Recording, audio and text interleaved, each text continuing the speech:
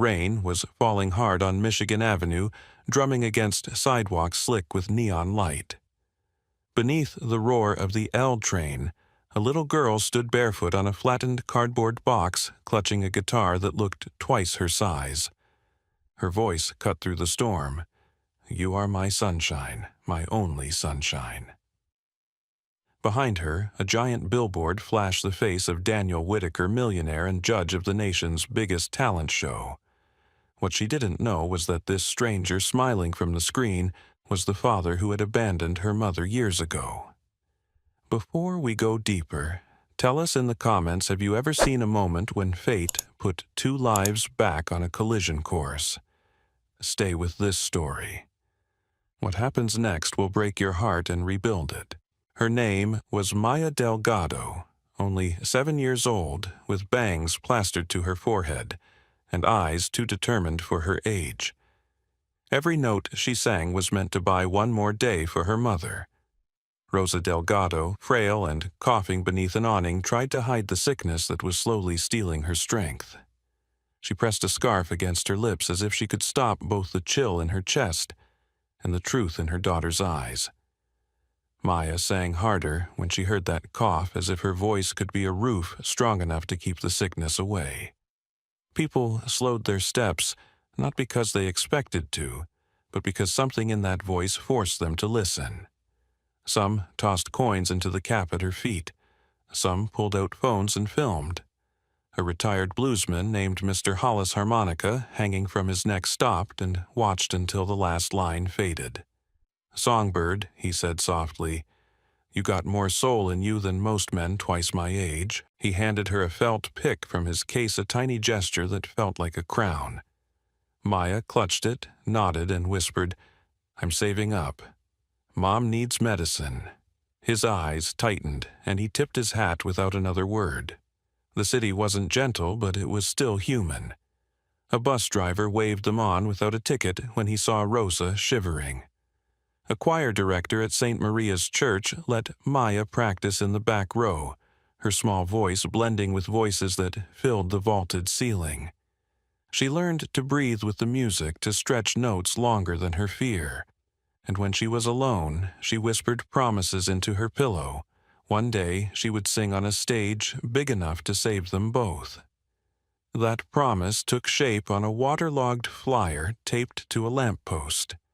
In bold letters it read, "American Star Auditions, Los Angeles Dolby Theater. The prize, $1 million. Maya's heart kicked in her chest. That number meant hospital bills, paid surgeries, covered her mother's smile restored. She pressed the flyer flat against her coat, turned to Rosa and said, "I can do this, Mama. I'll win for you." Rosa tried to protest, but she saw the light in her daughter's eyes, the kind that couldn't be dimmed. "If you sing anywhere, you've already given me everything," she whispered. But when Maya walked away, Rosa's hands trembled, and she knew her daughter was chasing more than a dream. She was chasing time itself. That night, thunder rolled over the city, shaking their small rented room. Maya sat cross-legged on the bed, guitar balanced on her knees, replaying a voice memo from Mr. Hollis. "Don't fight the fear. Find the breath." She practiced until her fingers hurt, stopping only when Rosa's cough grew too heavy. She set the guitar aside and held her mother's hand, whispering, "I'll fix this. I'll fix everything." Her mother smiled through her pain, but her eyes glistened with the fear she wouldn't dare speak aloud. The next morning, fate came knocking in the form of a cousin's text. A friend had 2 bus tickets headed west. Departure was noon. Maya's pulse quickened. She packed the guitar, the felt pick, and the flyer like relics of a future she wasn't willing to give up. As they left, rain still clung to the city, dripping from rooftops, like the sky itself was reluctant to let them go. On that wet morning in Chicago, no one watching could have guessed the truth that the little girl with the cardboard stage and the battered guitar was about to step into the spotlight of America's biggest show. And none of them knew that the man smiling from the billboard, judge, millionaire, and household name, wasn't just another celebrity. He was her father. She had never seen him. He had never heard her. But in less than a week their worlds would collide under the brightest lights in Hollywood. And when her voice rose again, the secret he'd buried for 7 years would finally demand to be heard. The Greyhound bus smelled of diesel leather seats and hope too fragile to speak aloud. Maya Delgado pressed her forehead against the glass as the fields of Illinois gave way to endless flatland. Her guitar rested across her lap, the silver coin in her pocket warm from constant touch. Next to her, Rosa shifted uncomfortably, her breath shallow, her scarf pulled tight around her mouth. The rhythmic hum of the engine masked the coughing fits, but Maya noticed everyone. She squeezed her mother's hand. "Just hold on." "We're almost there," she whispered, though Los Angeles was still 2,000 miles away. At a rest stop in Nebraska, Rosa collapsed near the vending machines. Maya dropped the guitar case and screamed for help. A nurse named Keisha, traveling to see her own family, knelt down instantly, checked Rosa's pulse, and made her sip water. "You're running on fumes," Keisha said gently, her hand steady while Rosa's trembled. "You need a hospital." Rosa shook her head, fear flashing in her tired eyes. "We can't stop now." Keisha studied Maya's determined face, saw something older than 7 years staring back, and handed her a note. "If she gets worse, take her straight to Cedars-Sinai in L.A. Don't wait."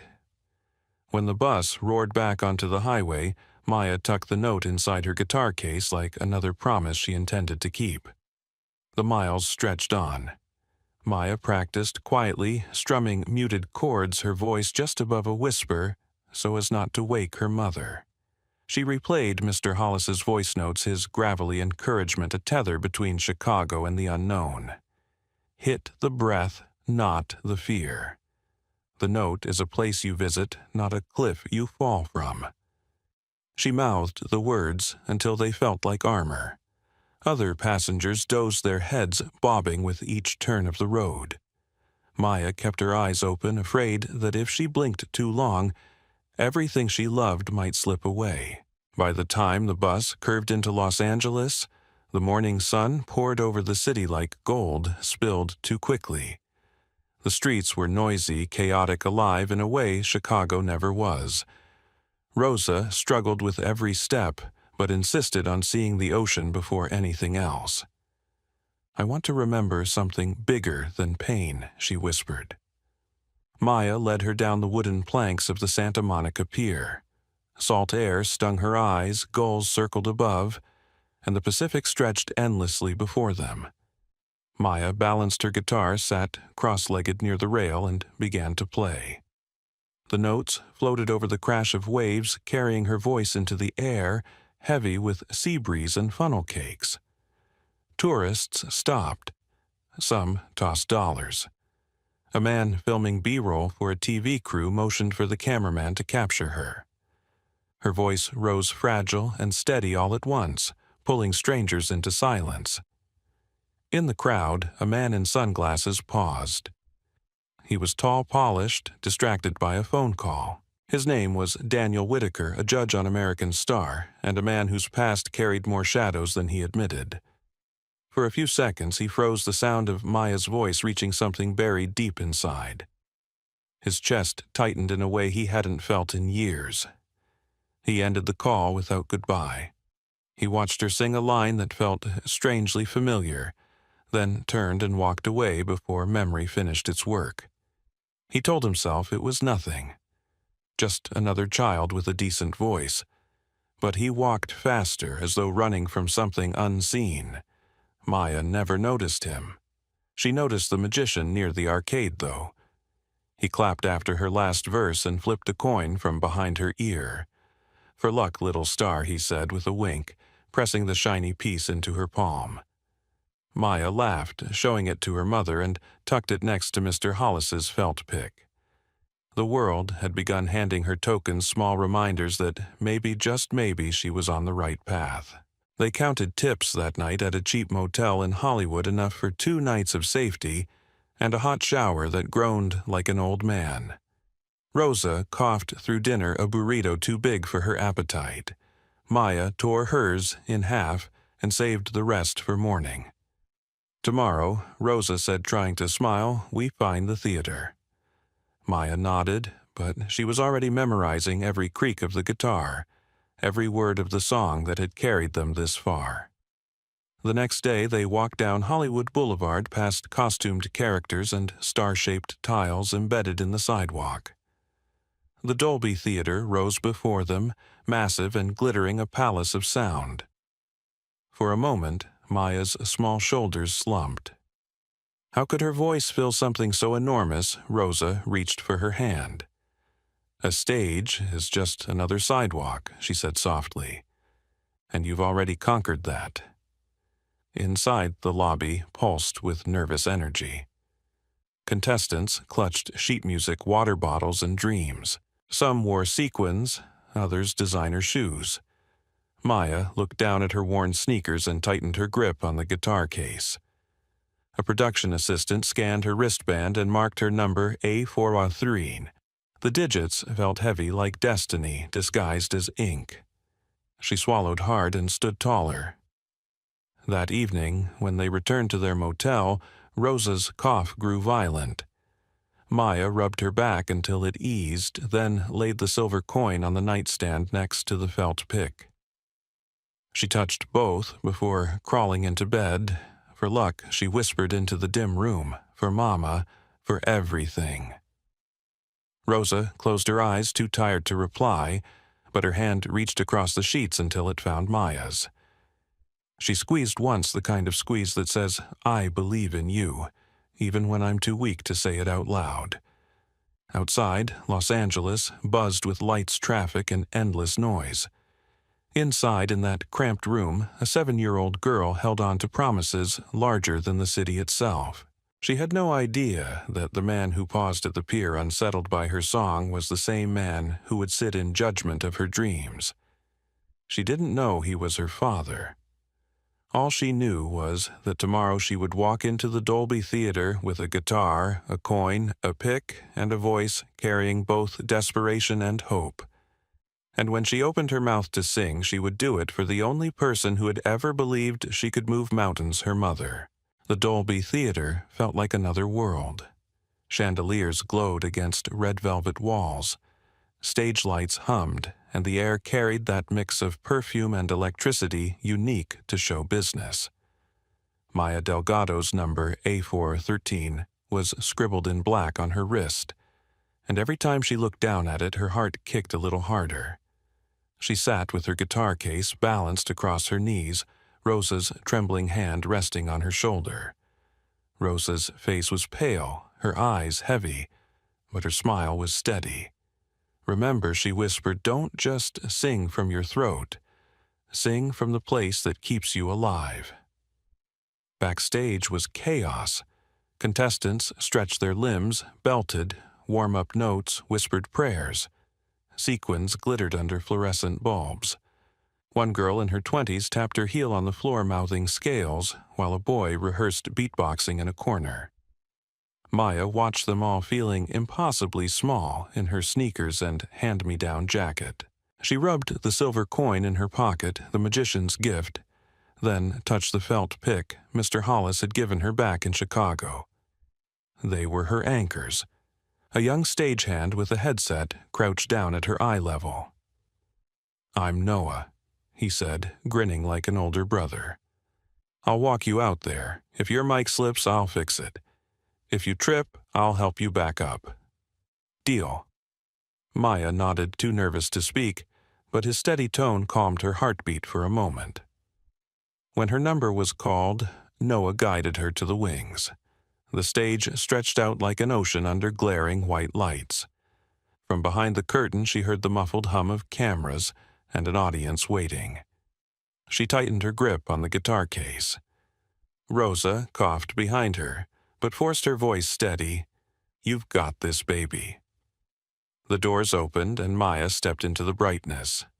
The stage swallowed her, yet somehow she stood taller. At the curved table in front of her, 3 judges waited. Jessica Lee, a country star whose reputation was fierce, but whose eyes softened when she saw the small girl before her, leaned forward with a smile. Beside her sat Ariel Stone, a Broadway producer with sharp glasses and sharper words. And in the center was Daniel Whitaker's suit, pressed cufflinks glinting his expression unreadable. "Hello there," Jessica said warmly. "What's your name, Maya Delgado?" Her voice wavered, then steadied. "And why are you here today?" Ariel asked, pen tapping against his notes.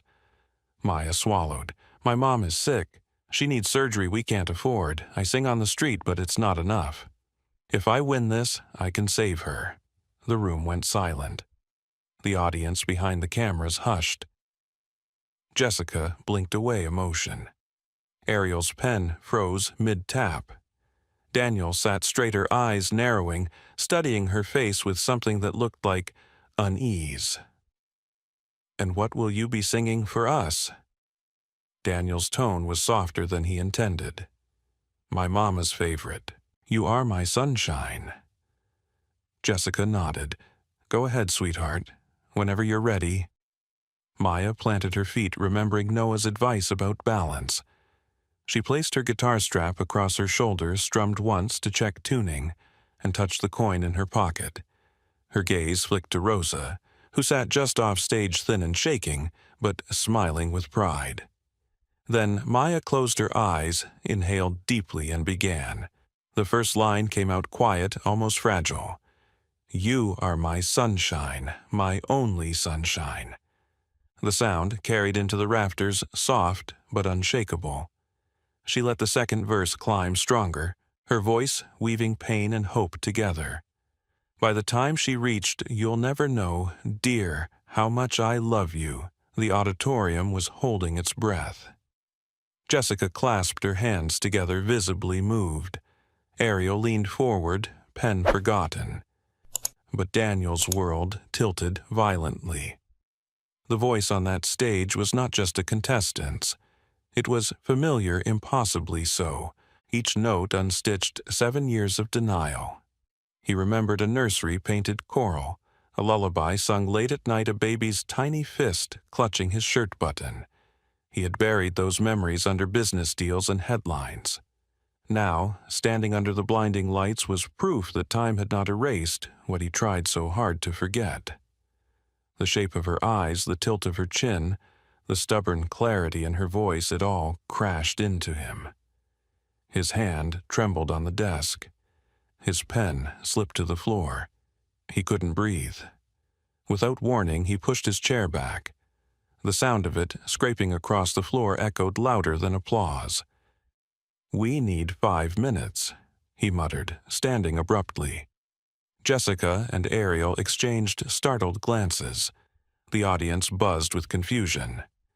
Maya froze mid-bow, terror rising in her chest. Had she done something wrong? Jessica leaned forward quickly.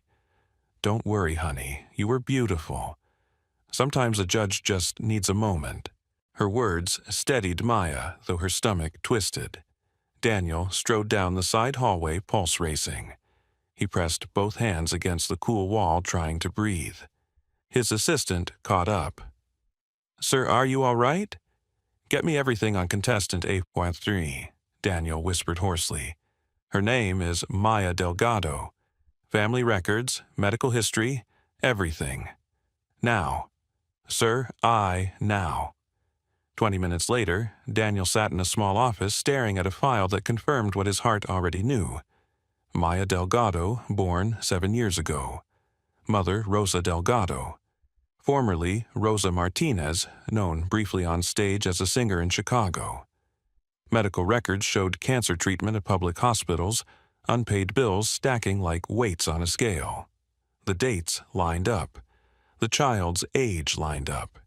His past long buried had just stood before him and sung the lullaby he used to hum in the dark. When Daniel returned to the judge's table, his face was composed, but his eyes betrayed a storm. Maya stood waiting, her small hands gripping her guitar strap so tightly her knuckles were white. The other 2 judges gave their verdicts first. "It's a yes from me," Jessica said, smiling through her tears. "You have something special that no one can teach." "Yes," Ariel agreed, nodding firmly. "You sing with your soul. That's rare." All eyes turned to Daniel. Maya's chest rose and fell quickly. Her gaze locked on him with trembling hope. The silence stretched too long. Daniel cleared his throat. "Maya," he said slowly. Choosing each word like it might shatter if you could have anything in the world, what would it be? She answered without hesitation. "For my mom to get better." The words sliced him open. His voice shook as he said, "Then I have nothing else to add except yes. 1,000 times yes." The room erupted in applause. Maya's face lit up relief, washing over her like sunlight breaking through storm clouds. She turned to find Rosa, who was wiping tears from her cheeks with a trembling hand. Backstage, Noah gave her a thumbs up. Daniel forced himself to sit still, outwardly composed, while inside his heart was unraveling. He had just given approval to the daughter he had abandoned without ever knowing her. She didn't recognize him. She had no idea her father had been sitting 10 feet away, drowning in guilt and wonder. And he had no idea how to tell her the truth. For now, he only knew one thing: he would not walk away again. The week after her audition felt like a blur of rehearsals, interviews, and whispered conversations between producers about the girl with the voice that stops a room. Maya Delgado didn't understand half of what was being said, but she felt the weight of it pressing on her small shoulders. The other contestants were older, polished, some with managers and publicists already circling. She was just a 7-year-old with a guitar too big for her arms, and a mother whose health was slipping further each day. Back at the motel, Rosa tried to smile through her pain. She made jokes about the lumpy pillows, teased Maya about how she was becoming a Hollywood star, and insisted she was fine. But when she thought Maya was asleep, she coughed until her body shook. Maya lay awake, listening, her hand gripping the silver coin the magician had given her, praying silently for strength she wasn't sure she had. At the next round of rehearsals, Maya walked onto the empty stage, the weight of her guitar strap biting into her small shoulder. The Dolby Theater looked even larger without the audience, the seats stretching endlessly into the shadows. Noah crouched beside her, fixing her mic. "Remember, it's just a room," he said gently.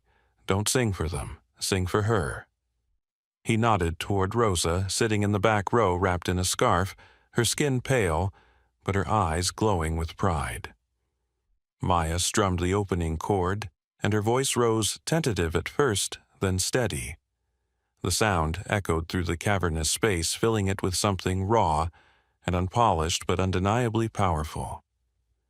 Jessica Lee, who had slipped in quietly to watch rehearsal, clapped softly when Maya finished.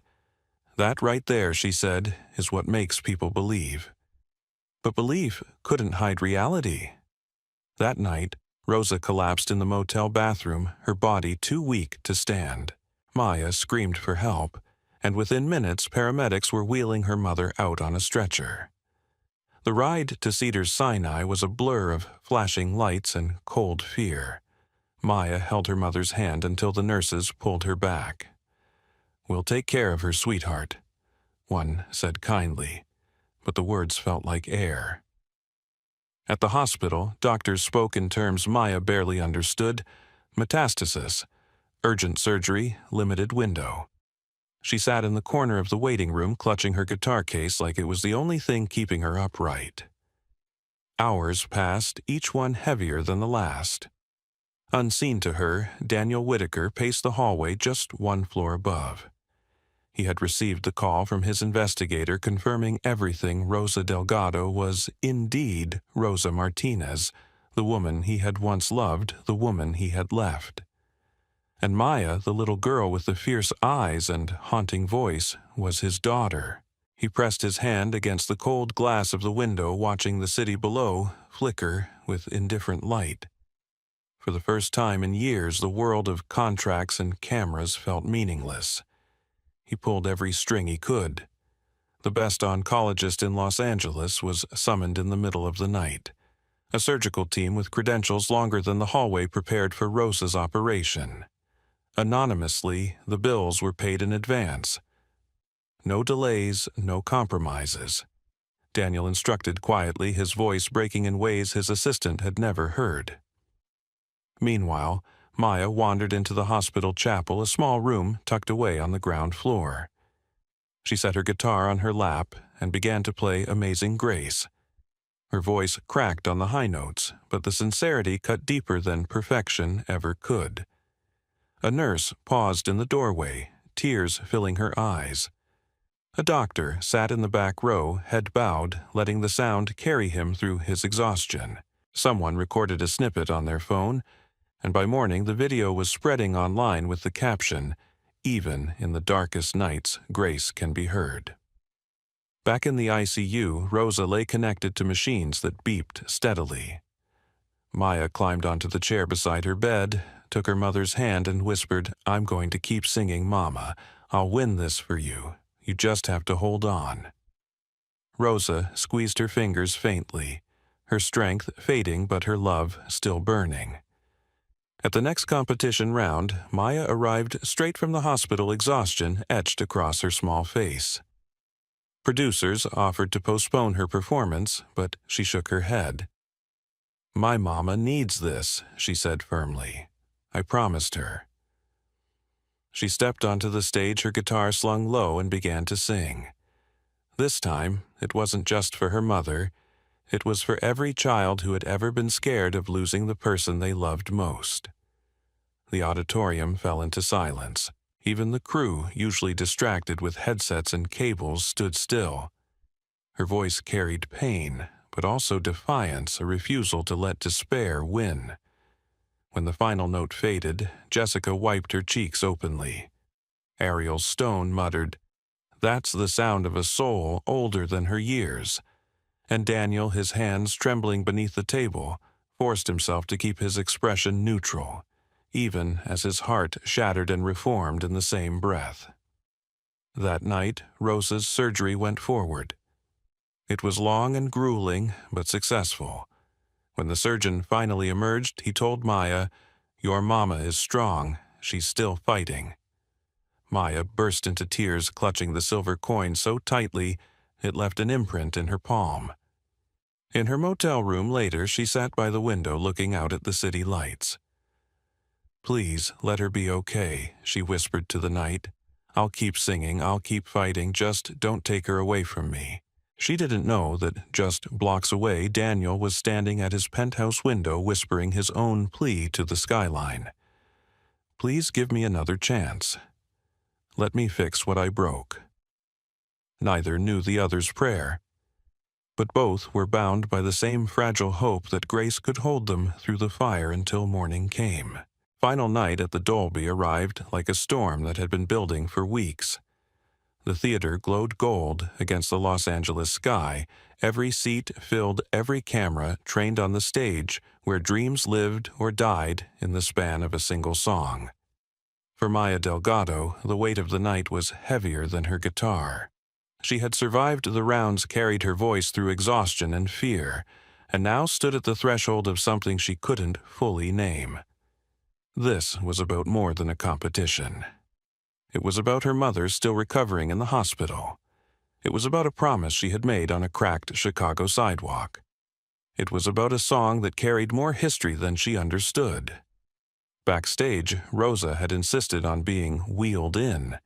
She was pale, her scarf hiding the remnants of her hair loss, but her eyes sparkled like they had when Maya was a baby. "Don't look at me when you sing," Rosa whispered, squeezing her daughter's hand. "Look at the lights. Let them carry you. But no, I'll be listening to every word." Noah crouched down again, just like he had at the audition. "You've already won, kiddo," he told her. "All that's left is to share what you've been carrying inside." He fixed her mic, straightened her strap, and gave her a thumbs up. Maya nodded, clutching the silver coin in her fist one last time before stepping toward the curtain. The audience hushed as she walked into the spotlight. She looked impossibly small under the towering set, her guitar almost comically large against her frame. Jessica leaned forward, smiling softly. Ariel adjusted his glasses, watching intently. And Daniel Whitaker, seated between them, felt his heart slam against his ribs. He had sat in this chair for years, heard thousands of hopefuls sing. But tonight, the girl standing center stage was his daughter. She didn't know not yet. And every beat of his heart screamed that he could not keep the truth buried much longer. "What will you be singing tonight?" Jessica asked gently. "My mama's favorite," Maya answered, her voice clear, despite the tremor in her hands. "It's called You Are My Sunshine," the audience murmured with recognition. Daniel's jaw tightened. That lullaby had once been his, too. He remembered whispering it to a newborn in a crib he barely visited before ambition pulled him away. Now the melody was about to pull him back to the life he had abandoned. Maya strummed the opening chord. The first notes floated out soft and haunting.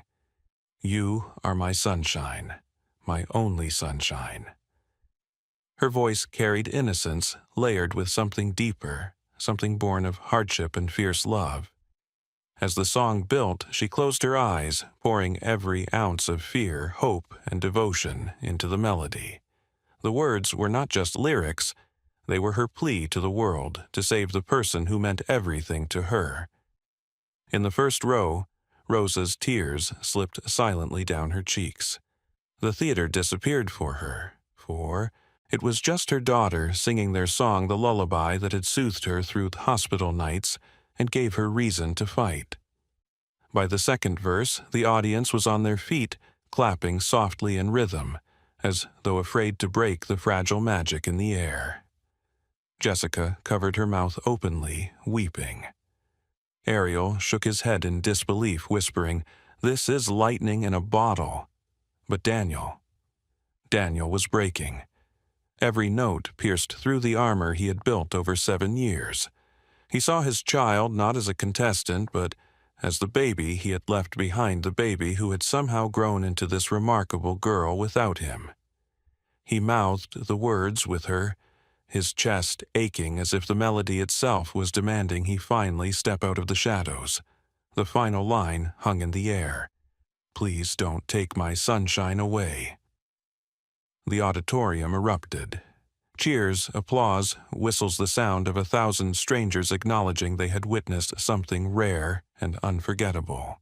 Maya curtsied shyly, her eyes scanning for her mother. Rosa lifted her hand, weak but proud, and Maya smiled through her tears. Jessica leaned into her mic. "That was the most moving performance I've ever seen on this stage." Ariel added, "Maya, you don't just sing, you remind us why music matters." Then all eyes turned to Daniel. His breath came uneven. He looked at Maya, saw the hope burning in her gaze, and knew he could not remain silent. He stood slowly, microphone in hand. The theater fell silent again, sensing something unprecedented. "Ladies and gentlemen," Daniel began, his voice thick with emotion. "I have judged hundreds of performances on this stage, but tonight something happened that has never happened before." He turned to Maya, his eyes shining. "The truth is, Maya Delgado is my daughter." Gasps rippled through the crowd. Maya froze the guitar, slipping slightly in her arms. She blinked, trying to process the words. Rosa covered her mouth, tears spilling freely. Daniel stepped down from the judges' table and walked toward the stage. Maya's voice cracked into the mic. "You're my dad?" He nodded, climbing the steps. "Yes, sweetheart. I am, and I know I don't deserve your forgiveness. I walked away when I shouldn't have, but I see you now, I hear you, and I will never walk away again." The audience held its collective breath. Maya's eyes filled with tears as she whispered, "Why did you leave?" Daniel dropped to his knees in front of her, "Because I was selfish and blind. I thought my dreams mattered more than family. I was wrong. You and your mama were the dream I should have never let go." The silence broke as Rosa was wheeled to the side of the stage. She reached out her hand, trembling. Daniel looked at her with shame and longing. "Rosa," he whispered, "I'm sorry." She met his eyes steadily. "It's not me you need to ask. It's her."